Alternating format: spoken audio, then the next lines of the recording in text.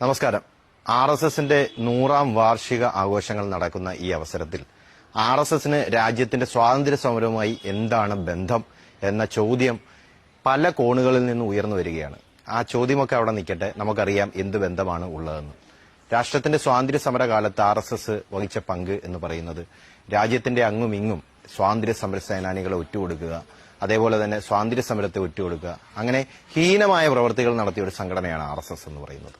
ആ ആർഎസ്എസിന്റെ 100ാം വാർഷിക ദിനത്തിൽ ഇന്ത്യൻ ഗവൺമെന്റ് ഒരു നാണയത്തിൽ അവർക്ക് 100ാം വാർഷികം ആഘോഷിക്കുന്നതിന്റെ സംഭാവനയായി ഇന്ത്യൻ നാണയത്തിൽ ആർഎസ്എസിന്റെ സിംബൽ അടിച്ച ഒരു പതിപ്പ് പുറത്തിറക്കിയത് വളരെ വലിയ പ്രതിഷേധാർഹമാണ്. നിങ്ങൾക്കറിയാമോ, 4 തവണ ഈ രാജ്യത്ത് ആർഎസ്എസ് എന്ന് പറയുന്ന തീവ്രവാദ സംഘടനയെ നിരോധിച്ചിട്ടുണ്ട്. 1947 സ്വാതന്ത്ര്യം കിട്ടിയ ആ വർഷം ആർഎസ്എസിനെ നിരോധിക്കപ്പെട്ടു.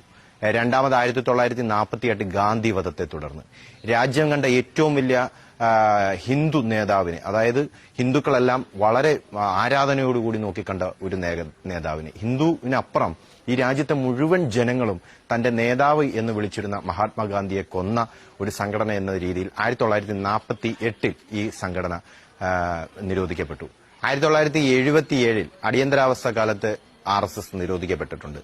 1993 ബാബർ മസ്ജിദിന്റെ തകർച്ചയെ തുടർന്ന് ആർഎസ്എസ് നിരോധിക്കപ്പെട്ടിട്ടുണ്ട്. ഈ രാജ്യത്ത് യാതൊരുവിധ സംഭാവനകളും നൽകാത്തൊരു സംഘടന, ഈ രാജ്യത്തിന്റെ സ്വാതന്ത്ര്യ സമരത്തിൽ പങ്കെടുക്കാത്തൊരു സംഘടന, ഈ രാജ്യത്തിന്റെ യാതൊരുവിധ നന്മയ്ക്കും പങ്കെടുക്കാത്തൊരു സംഘടന.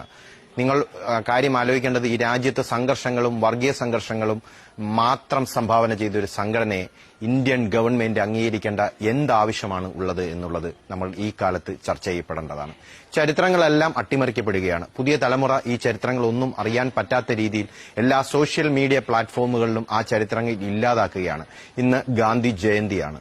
നമ്മളെല്ലാവരും ആ ഗാന്ധി ജയന്തി ദിനത്തിൽ ഈ രാഷ്ട്രത്തിന്റെ സ്വാതന്ത്ര്യ സമരത്തിന് വേണ്ടി പോരാടിയ ആ മഹാനെ ഓർക്കുന്ന നിമിഷത്തിൽ അദ്ദേഹത്തിനെ കൊന്ന ഒരു സംഘടനയ്ക്ക് 100 വർഷവും കൂടി തികയുന്ന ഈ അവസരത്തിൽ നമ്മൾ ശക്തമായ ഒരു പ്രതിഷേധം ഈ അവസരത്തിൽ രേഖപ്പെടുത്തുകയാണ്. അതോടൊപ്പം തന്നെ ഈ രാജ്യത്തിന്റെ സമാധാനത്തിനും ഐക്യത്തിനും വേണ്ടി പ്രവർത്തിച്ച മഹാത്മാഗാന്ധിയുടെ ജയന്തി ദിനത്തിൽ എല്ലാവർക്കും അദ്ദേഹത്തിന്റെ ഓർമ്മകൾക്കൊപ്പം നിന്നുകൊണ്ട് നിർത്തുന്നു. നന്ദി.